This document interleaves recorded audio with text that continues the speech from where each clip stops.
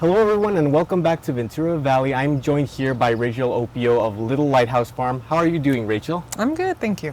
So tell me a little bit about Little Lighthouse Farm. Sure. So Little Lighthouse Farm is as you can see, very small, regenerative urban farm in Central Phoenix. I started in 2022, actually as more of a way to grieve for the loss of my mom, who was my inspiration for starting my farm. My mom was she thought she could garden, but she did not have a green thumb whatsoever. And she was a retired teacher. And so she taught for about 42 years. And if you had asked her if she was still here, why she taught for such a long time, and also why she taught such a young grade, second graders, she would tell you that all she wanted to do was just help people learn to read. Every kid deserved to learn how to read, and that was her thing. She really was a lighthouse herself, a guiding light for sure in the community, and just in general. So that's the name of my farm, Little Lighthouse Farm, really to honor her. Yeah. I see. So the name Little Lighthouse Farm is sort of in honor of her, would you say? Yep, absolutely. Interesting. And tell me a little bit about the farm itself. What do you have here? Yeah, sure. So I grow as much as I can. Like I said, I'm regenerative, so I focus on my soil health first and foremost. Because as long as your soil is healthy, then your food is healthy, and that's sort of the purpose. So I grow very nutrient-dense food. I have chickens that I pasture around. Actually, I don't do any tilling, so my chickens are what scratches up my soil for me. And so right now, what I have in season, I do grow year-round, but again, it's very much seasonal. So right now, it's kind of the transition over to the fall plants. So I have lots of brassicas going, lots of your dark leafy greens, peppers, any herb you can think of. I do edible flowers as well.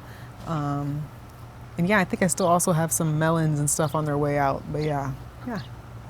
Interesting. And how do you keep your soil healthy? What's the process of doing that like? Sure, so I'm a layer. I do layer my soil. So when I start with any of my garden beds that I build, so even if I'm starting just straight into the ground, I always start with layering organic matter to really heal the soil underneath. I'm not going to rip it up. I'm just not. I'm not a tiller. So it's all about testing my soil. So I will do soil tests and see what nutrients are lacking. And then I can make those adjustments as I need to. But I always start out with cardboard, just organic matter first, and then just start layering on top. Just building soil the way it's built naturally. Yeah, so that's kind of how I do things. Interesting. And how did you learn how to do that? When you set out to do this farm, did you have any experience farming yourself, or was it like a learning process? How was that like? Yeah, absolutely. I definitely did not. Remember, my green thumb knowledge came from my mom's lack of expertise, if you will.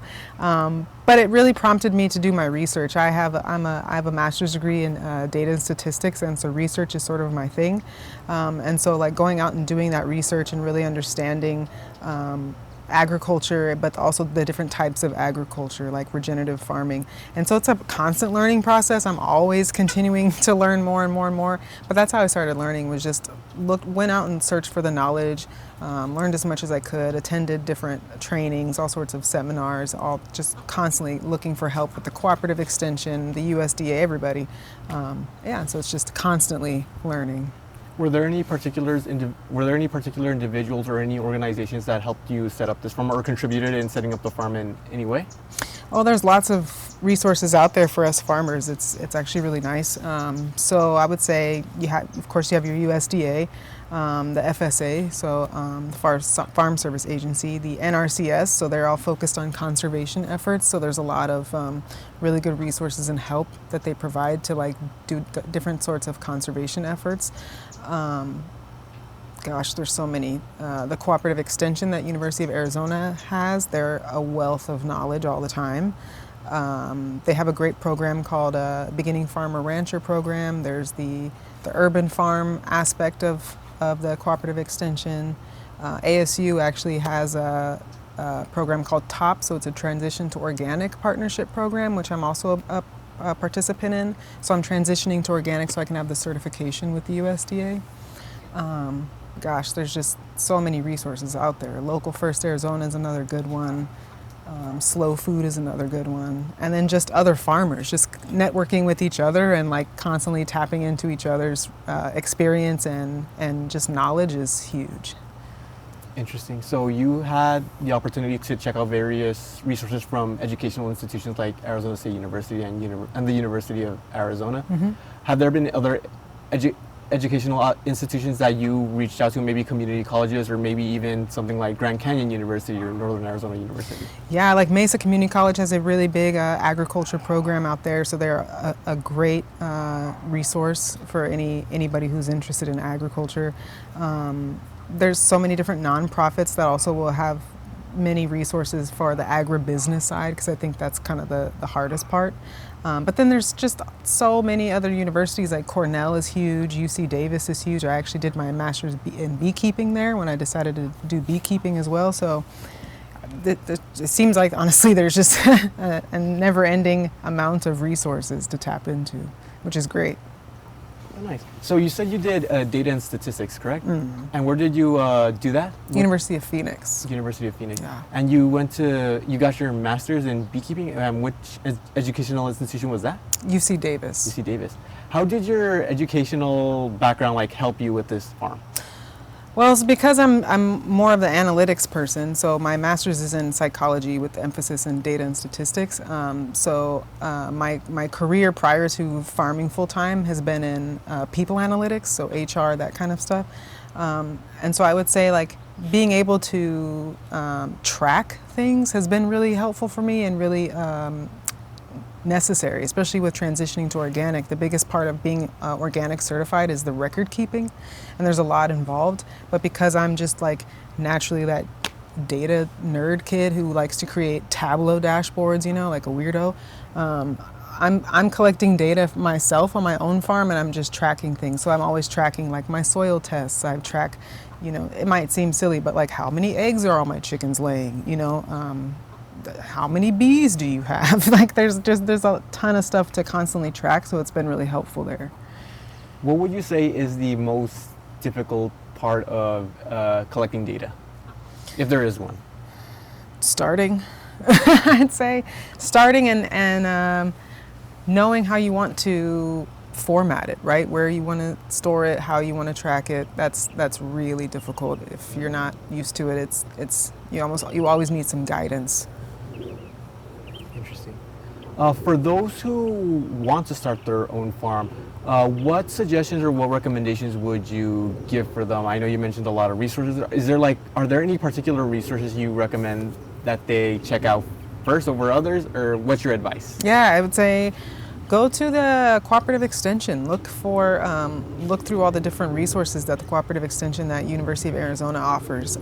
There's so many different programs, and it will help you kind of narrow down exactly where you might want to be in agriculture, and maybe it'll help you see that you don't want to be in agriculture. But I think that's probably the first stop I would give to anybody. I see. So I also want to get back to the farm. So tell me, what are the things you grow, and how do you serve people in the community, or do people come and reach out to you? What's that like? Yeah, sure. So I do quite a few different things. So I do direct to consumer, so people can order on my website and come pick up, or I'll deliver. I also do sell at farmers markets. I also do just events that I get invited to, just kind of around the valley. And let's see, I also sell to the food bank. And a lot of different food hubs that might purchase food for me and then transport it to different pantries or whoever needs it.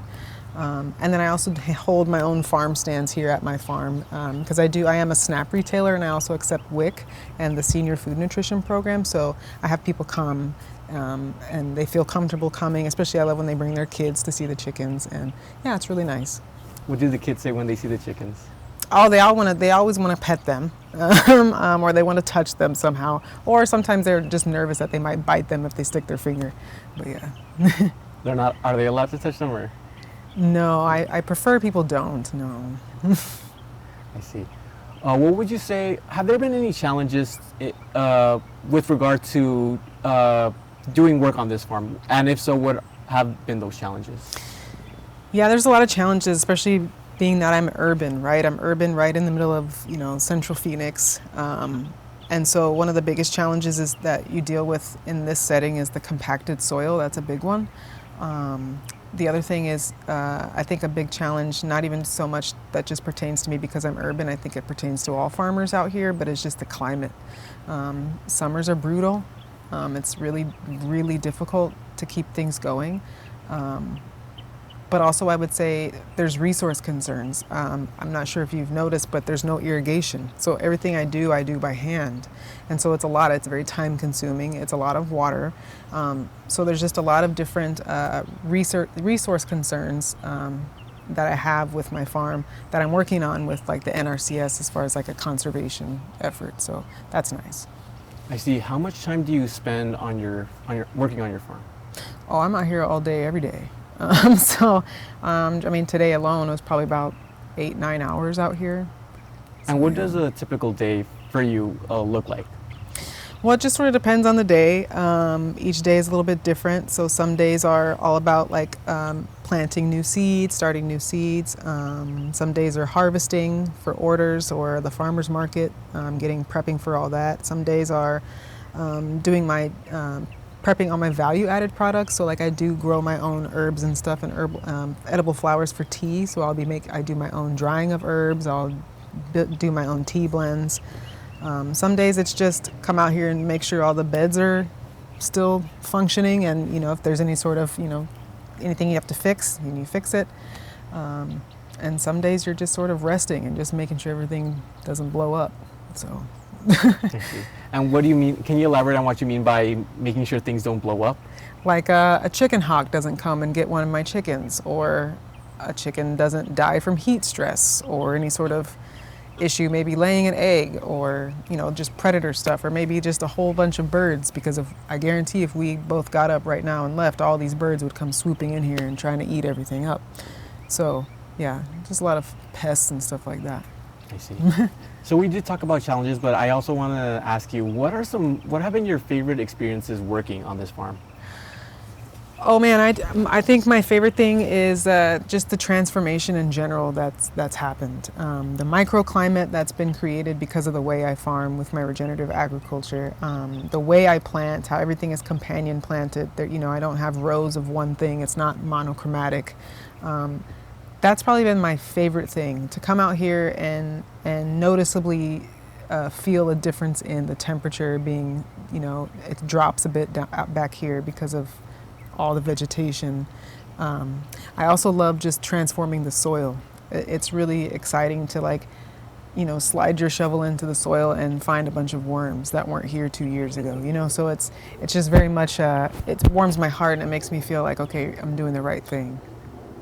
I see. I wanted to ask, what do your family and friends think about your work here on the farm? What do they think of the farm itself? Oh yeah, they love it. I mean, my kids don't. They could care less. It's too much work for them, right? But they do like it.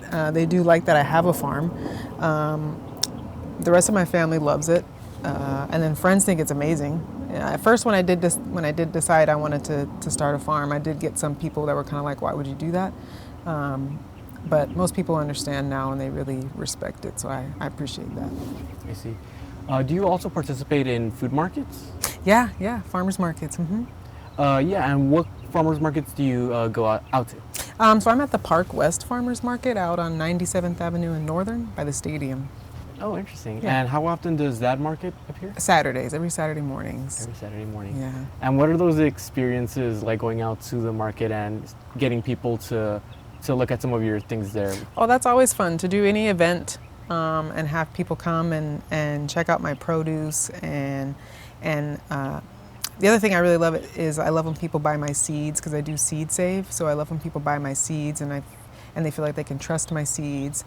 But I think my favorite thing is when people buy stuff from me at a farmer's market and then I'll see them later on and they're eating what they just bought from me. Like, popping their little cherry tomatoes in their mouth before they get home, or whatever the case may be. That's really nice. Is there a favorite thing people like to purchase from your farm? Greens. Greens. Mm-hmm. And why do you think that is? Oh, because I grow the best greens. They're just grown with so much love and amazing soil, for sure. They get real big, they're beautiful, they smell amazing. And there's a noticeable difference in taste and quality, the way my greens are grown versus what you're going to get at the store. So yeah, I really enjoy that. I love seeing people eat greens that maybe they wouldn't normally eat, but they'll take them and they'll try them, and then they'll tell me the next time they see me how much they love them. So yeah, I love that. Oh, nice. That's very interesting. So with these farmers markets, do you also like check out any of the other things that are over there? Is there anything you like seeing at those farmers markets yourself? I love seeing everybody. I love seeing especially other food producers. I love seeing that. I love seeing anybody that's strengthening our local food system. That's really cool. But then there's other stuff that's so cool too. There's people who do some really, really amazing stuff like, 3D printed dragons, and that's really neat to see. Or just anybody sharing what they can do and what they can make, and is just so cool. So, yeah. Are there any other farmers markets that you go out to that maybe we should be aware of? There's not many there's no other that I particularly participate in, but there's plenty out here. Like the Uptown Farmers Market is great, huge. There's tons of really cool farmers that are at that specific market. The Downtown Farmers Market also. I don't know if Spaces of Opportunity does a farmers market. I believe it's like once a month, and that's a good one also to check out. But yeah, those are the ones that I know of most. I know there's probably quite a few others out in like the other surrounding cities. I see. So I also wanted to talk about costs too. So what are the costs associated with working on this farm, with maintaining it? Can you tell me a little bit more about that? It's cost a lot. Starting a farm is definitely very expensive. Continuing a farm is very expensive. That's probably goes back to your challenge question, like the money, capital, having all that. It's a lot. It's not easy to do, and so I actually do as much as I can to participate in any grants that might come up. I actually just received a grant. I won a grant for. It's a grant with a company called Ag West, and they do farm banking and credit and all that kind of stuff, and they had a new producer grant, and I was one of the recipients. So I'm really excited about that one because it allows me to get do a walk-in cooler, and so create a really great cold storage area rather than using what I have now. But it'll be huge. It'll allow me to scale quite a bit. But the cost of farming is it's a lot. It is a lot, and when I'm first generation, and we're not coming from that generational farm that's been there and has all that capital behind it. It can be really daunting, and it can be really, it can really make you decide not to do this anymore, which is kind of sad. But again, there are a lot of funding resources. So, I see. And where do you find the momentum to keep going? Well, I think that just comes from kind of like what I told you in the beginning about my mom. If you asked her, why did you teach for so long and all that, and she would say, everybody deserves an opportunity to learn how to read. That's how I feel. It's something I tell myself all the time. Everybody deserves to have access to real food. Everybody deserves to have nutrient-dense food, and if that means I'm growing it where I'm growing it, then so be it. So that's what keeps me going, is making sure getting people fed with real food. And how do you feel about the state of the food insecurity issue here in Arizona? Do you think we need to do more in order to kind of solve that? Do you think if more people took the opportunity to farm, maybe we could help solve it that way? What are your thoughts? Yeah, I don't necessarily know if it needs everybody to start farming, because it's definitely not for everybody. But I do believe that we need to do better as far as strengthening that food system and putting more behind our farmers. The food producers, like I said, it costs a lot, so there should be a lot more that comes to us in order for us to provide more food to the community. I personally don't particularly agree with the statement food insecurity. I think that there's absolutely food deserts in Arizona in general, but insecurity makes it seem like there's no food access whatsoever. There's food access. There's a McDonald's everywhere. Everybody can go get something to eat at any time. People don't have access to real food. So it's more of a food apartheid, if you understand what I'm saying, rather than insecurity. So people don't have access to real food like they should. And so that's the problem. And so that's the area that we need a lot more focus on, getting people that access to real food. So yeah. I see. Thank you for clarifying that as well. I guess maybe just to end this interview, I want to know, is there anything else you think would be important for our audience to know about your farm? Anything you find significant about it? What are your thoughts on your own farm, in your own words? Oh man. Well, I mean, I'm probably a little bit biased, right? Because I think everything about my farm is incredibly significant and pretty amazing. But what I would say, for me, what the biggest thing is, again, just, I mean, look around, right? The biodiversity, the microclimate that you're experiencing right now. I really love when people come to my farm and they can see possibility, maybe with their own space at their own home, or just in general seeing real food grown and feeling like there's just a lot of comfort you can take into that, right? You have a lot of comfort when you walk into a space and you're like, okay, this feels right. And I like that. I like when people come here and it feels right. Yeah. And it does. It's my farm. It feels right. If people want to know more about you or your farm, where can they go check you guys out at? Do you guys have any social media presence? You mentioned obviously the farmers market. People can visit you there, but where can people find you both on social media and in real life? Yeah, sure. So I have my website, littlelighthouseffarm.com. Social media, Instagram, Little Lighthouse Farm. Also farming in J's, because I do farm in my Jordans. I'm an avid Jordan collector, so I do that. Yeah, so that's pretty much, you can find me. Nice. Well, I think that concludes our session for today. Thank you for joining Ventura Valley. But yeah, thank you so much. Thank you.